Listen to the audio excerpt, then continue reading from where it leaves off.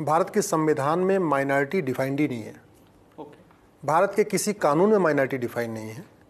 इसके बावजूद 1993 में माइनॉरिटी कमीशन बन गया, 2006 माइनॉरिटी अफेयर्स मिनिस्ट्री भी बन गई, तो सब कुछ चल रहा है। माइनॉरिटीज़ को स्टाइपेंड भी जा रहा है, माइनॉरिटीज़ को बहुत सारी योजनाएं भी चल रही हैं, लोन अलग जा रहा है, एजुकेशन लोन, बहुत सारी चीज़ें चल रही हैं।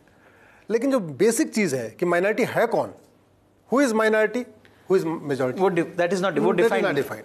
मैंने वो चैलेंज किया है सुप्रीम कोर्ट में कि आप सबसे पहले केंद्र सरकार को आप निर्देश दीजिए कि वो एक डिफाइन करें कि माइनॉरिटी कौन है, उसको आइडेंटिफाई करने का गाइडलाइन क्या होगा वो बताएं। क्योंकि मैंने एक RTI भी फाइल किया और केंद्र सरकार से पूछा कि आप कैसे पता कैसे करते हो कि माइनॉरिटी कौन होने वाला है, कौन है माइनॉरिटी, तो कह रहे हैं हमारे पास कोई गाइडलाइन ही नहीं है। कोई गाइडलाइन? हाँ, RTI का जवाब है मेरे पास। वो कहते हैं हमने कोई आज तक कोई क्राइटेरिया सेट नहीं किया कि माइनॉरिटी कैसे करेंगे। तो हमने कहा फिर 1993 में आपने कैसे कह दिया 5 लोग हैं ये। अब उस जो 1993 का नोटिफिकेशन है उसके कारण लक्षद्वीप के 2% हिंदू मेजॉरिटी कहलाते हैं और 97% जो कम्युनिटी है मुस्लिम्स की वो माइनॉरिटी कहलाती है।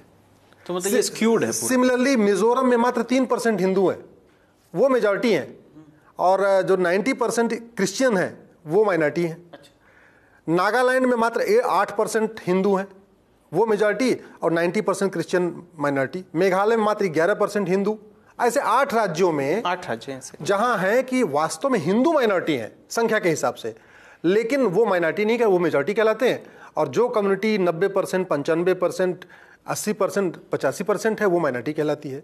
तो हमने ये कहा है कि ये जो कानून है 1992 का, इसका सेक्शन 2C ये आर्बिट्रेरी है, इरेशनल है, ये वायलेटिव ऑफ फंडामेंटल राइट्स है। इसलिए आप इस कानून को ख़त्म कर दीजिए। अदरवाइज आप सेंट्रल गवर्नमेंट को कहिए वो माइनॉरिटी डिफाइन करे, और कैसे उसको आइडेंटिफाई किया जाएगा। मेरा अपना व्यक्तिगत मत है कि या तो ये माइनॉरिटी मेजॉरिटी ख़त्म होना चाहिए।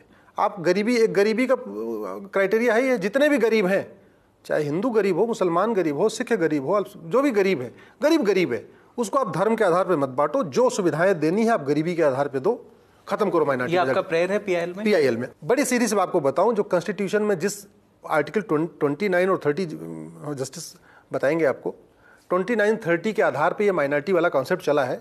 उसमें कुछ देने की बात नहीं है। अच्छा, उसमें कुछ देने की बात नहीं है कि वजीफा देंगे, ये देंगे, वो देना, कुछ नहीं। उसमें केवल प्रोटेक्शन के लिए है।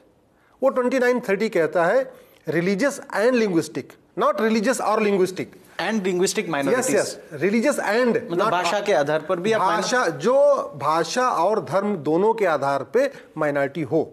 और जहां तक अगर आप ये कि UN में डिफिनीशन है, वो डिफिनीशन कहती है एनी ग्रुप और community which is socially, economically, politically non dominant and inferior in population. Inferior मतलब बहुत नगण्य, छोटा सा, मतलब 5-10%। ना 5-10 नहीं, 1%, 2% ऐसा हो, नगण्य। इनफीरियर का मतलब बहुत नगण्य, not in 2 digit, single digit.